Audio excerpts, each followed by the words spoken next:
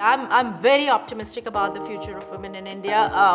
One, because I think the approach of the society itself is changing.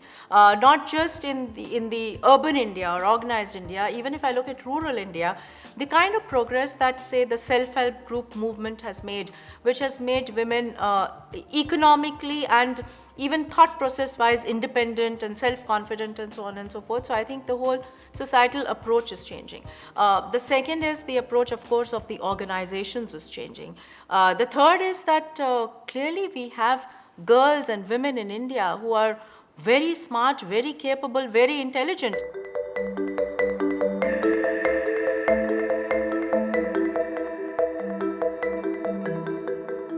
Gender parity is no longer just a nice to have part of your organization or your business. I think there's a huge business and economic case for having as many women in the organization as men. Lots of reasons for it. One, of course, in countries like India, I mean, women form more than 48% of the population. So in a way, you're talking of almost half the talent pool, which is women. And how can a nation or an organization grow and prosper if you ignore 50% of the talent pool in the country? The second is, of course, I think, as economies are evolving, women are becoming, a very important part of your customer base itself. So again, as you design your businesses, your products, your services, how can you get a better understanding of that 50% of your customer base if you do not have the similar mindset in decision making? And of course, finally, I think diversity in the employee base is very important for a very comprehensive decision making. So it's just that whenever you make a decision and you have diversity in the people who are making decisions, I think you make decisions in a much more comprehensive manner.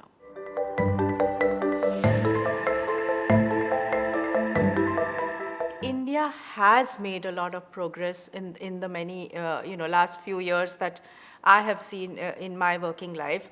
When I started work 32 years ago, there were clearly very few organizations which you would feel comfortable even joining because you just kind of believe that many other organizations were even close to the idea of really recruiting a lot of women and so on and so forth. From there on, we've come to a stage where organizations very actively want to recruit women. But I think what still is a constraint, one, it starts from this whole concept of education itself. We've seen in India, when you look at the overall numbers, out of the 100 girls that even enroll for education, just about 47 or so reach up to the higher school level. And then when you talk of graduation and post-graduation, the number drops to maybe 15, 16. And then not just that, it's also believed that even out of the workforce ready women, almost about 75 to 78% do not join the organized workforce. So you just see that the funnel keeps dropping, and that's where you just have less and less women, first of all, participating in the economic activity. So that's one. The second is, I think, clearly where we tend to lose women more is during those life stage needs. Clearly when the woman is starting a family, I think her requirements are very unique. So for example, again in ICICI, I mean, we do have the simpler things like, if required, ability to work from home a little bit, some flexible work hours, and of course, very kind of generous rules around leave, etc. at that time. But also what we ensure is that women who go on maternity leave, in a way, don't lose their tenureship, in the sense that that year actually gets counted for them in every which way, whether it's for their work experience or their rating or performance rating and so on and so forth. So I think you have to be conscious to see that women don't lose out at that time.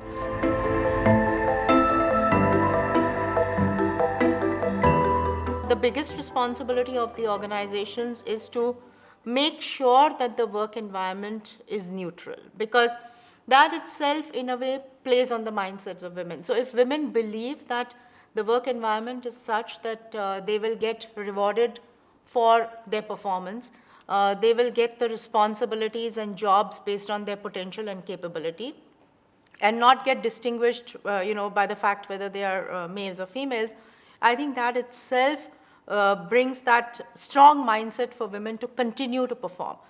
So that's very important.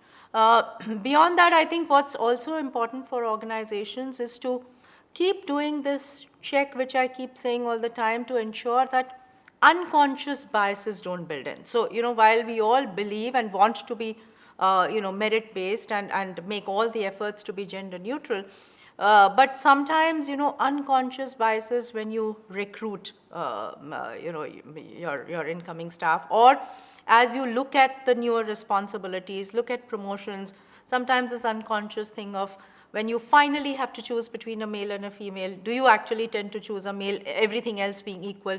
I think we have to keep reminding ourselves that we very consciously get rid of these unconscious biases.